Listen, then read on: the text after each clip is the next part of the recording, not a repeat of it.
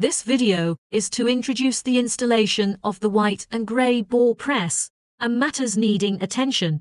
If the clutch slippage occurs in the production of the mixer of the white-grey ball press machine, the fixed wire on the 3-jaw frame can be adjusted.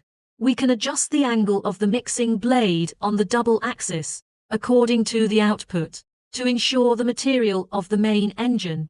If we need to add auxiliary materials, such as adhesion, waterproof, we can add the conveyor of the white-grey ball press machine on the mixer to work normally. We should ensure that the belt does not run off.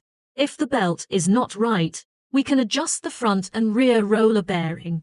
To close the top wire, before the feeding machine works, first start the machine to adjust the tightness of the belt, to control the belt does not run off.